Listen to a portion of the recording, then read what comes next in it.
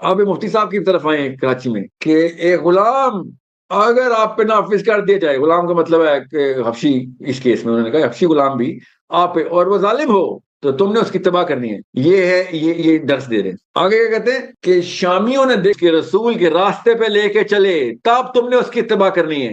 مفتی صاحب کو کسی کا ڈر ہے اور مفتی صاحب نے آدھی حدیث سنائی ہے. آپ پوری حدیث سنا کے کیا ثابت کرنا چاہ رہے ہیں؟ جب بھی کوئی حدیث بیان کی جاتی ہے تو اس کا مقصودی جملہ بیان کیا جاتا ہے. ضروری نہیں ہر دفعہ پوری حدیث بیان کی جائے. جو مقصودی جملہ ہے نا، کتنے واقعات ہیں حدیث میں، ہم جو ہمارا دعویٰ ہوتا ہے اس کے مطابق ہم حدیث پیش کرتے ہیں.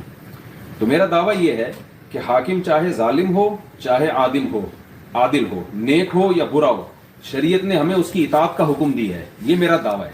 خلاف شریعت باتوں میں اطاعت کی بات نہیں کر رہا میں، جائز باتوں میں ہمیں اس کی اطاعت کرنی ہے، چاہے حاکم عادل ہو چاہے حاکم ظالم ہو. اور اس پر میں نے بخاری کی حدیث پیش کی ہے، اسمعوا واطیعوا ولو سلط علیکم رجل حبشی کأن رأسہ ذبیبہ، اور ایک میں ہے وإن استعمل علیکم، مطلب دونوں کا ایک ہی ہے کہ تم پر حبشی غلام بھی مسلط ہو جائے نا تو تم نے اس کی اطاعت کرنی ہے. یعنی جو حبشی غلام کی مثال اس لیے دی ہے کہ جو حکومت کے لائق نہیں ہے، غلام شریعت میں حکومت کا اہل نہیں ہوتا، اس کو رائٹ نہیں ہے کہ وہ حکومت کرے، لیکن اگر مسلط ہو گیا تو اس کی بھی اطاعت کرنی ہے. تو یہاں جائز چیزوں ہی کی اطاعت ہے، ناجائز کی اطاعت ہم کبھی بھی نہیں، ہم نے کسی کو کہا کہ ناجائز چیزوں میں یا کوئی کتاب و سنت کے خلاف آپ کو لے کے جا رہے ہو تو آپ اس میں بھی اس کی اطاعت کرو. اگر میں اس کا قائل ہوتا کہ غیر اسلامی قوانین جو پاکستان میں بنتے ہیں اس کے خلاف آواز اٹھاتے ہیں، ہم اس میں نہیں کہتے کہ لوگ حکومت کی اطاعت کریں.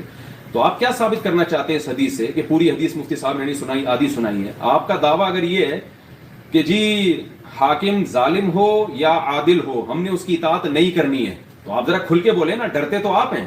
آپ بولیں پاکستان میں بغاوت کرو، امریکہ میں بغاوت کرو، کینیڈا میں بغاوت کرو، ساری دنیا میں بغاوت کرو. یہ جملہ بولیں نا، آپ مجھ سے بولتے کیوں نہیں ہیں؟ تو آپ کے اندر کیا چھپا ہوا ہے؟ آپ کی تمام تقریروں کا حاصل جو ہے نا اب تک جو میں نے نکالا ہے وہ یہ ہے: بیوی کو شوہر کے خلاف ورگلانا، بچوں کو ماں باپ کے خلاف ورگلانا. آپ نے کلپ میں کہا کہ جو ہے وہ